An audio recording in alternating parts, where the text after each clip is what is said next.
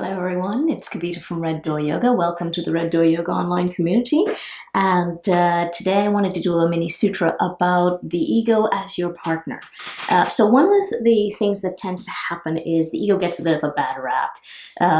Especially on any type of a spiritual path, the tendency is to look at the ego as somehow this negative aspect that needs to be gotten rid of, needs not to be heard from. But the truth is that it's like buying something from IKEA. Okay, if you buy something from IKEA, and now I have to admit that I've not actually bought anything from IKEA, but the idea being that you get all the pieces and there are tools, etc. in the box, and the idea is that everything that's in the box you're supposed to use. Now I know some of you have put together your IKEA pieces and had leftover stuff, but in the ideal world, everything that comes in that box has a purpose. Okay. And so, I was recently talking about the ego, the ahamkara, in the Big Bang aspect, and that the ego, this thing is your avatar. And I mentioned to you in that video that you can't play the game unless you have an avatar. You can't play the game unless you have a piece that represents you on the board. Now, what I want to say is that, as part of the physical universe, once something comes into material manifestation, okay, anything that you see around you, once something comes into material manifestation, it has to take on characteristics. I have this singing bowl here as an example, this Tibetan singing bowl. And the bowl has characteristics. It can't not. If you look at this bowl and you try to imagine this bowl or interact with this bowl in some way while removing its characteristics, you're not going to be able to do that. Okay, so once something is in the material world, it's going to have characteristics. Now, it's important to also understand that those characteristics are, they are actually fluid. And what I mean by fluid is that they're not absolute. Okay, so you might, for example, let's look at this bowl again. I might define this bowl as hard. Okay.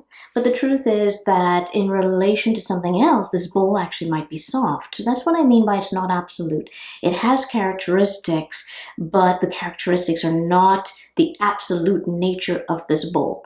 Okay. This bowl could also be melted down and then it becomes very liquid. It turns into something else. Yet the essence of what was the bowl, is still in there. So with that in mind, what I want to say is that we have two aspects. And again, if you haven't seen the video on the Big Bang that, we've recently put out, please do take a peek at it. But what we've got is, as I mentioned there, Prakriti and Purusha. Purusha is consciousness, and that relates to what we call in yoga the true self, the voice of the true self, the soul, the Atman. And then there's the ahamkara, the avatar, the ego. Okay, so we all have an ego, and it comes in the box with the true self. They're packaged together. And this is important because they both have a purpose. Now, the purpose of the true self is that, first of all, it is everything that is. It's the entire universe, but it also has a voice in there that is always directing you towards an ultimate purpose. And that ultimate purpose is to be in service to everything else, to be in service to the world around you. The ego's voice is related to itself and its own characteristics. It has passions, it has interests, it has things that it's really good at, those things that define it as the I, and it is in pursuit of those things because those things make it feel more like itself. Okay. Now, if we are just pursuing these things that make us feel like ourselves for the self's sake, the small self, the small ego's sake, then we lose the ultimate purpose of being in service to others. We're just in service to ourselves. This is problematic.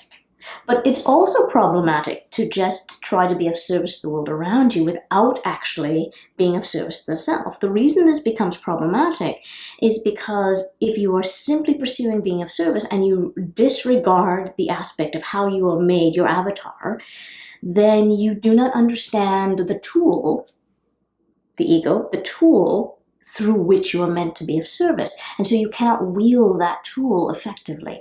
So these two things are supposed to partner with one another, your ego and the true self, they are meant to line up and work together. And that's very important to understand.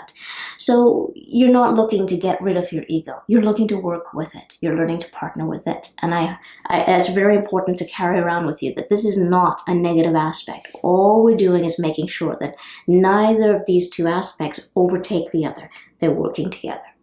I hope that was helpful, everyone. And please do like and share the video. I would love to hear questions from you, comments from you. I always enjoy reading the comments and getting the questions. The questions help me to know what you'd like to know more about, and helps me to be of service to you through my avatar. Thank you so much, everyone. And we will see you again online. Namaste.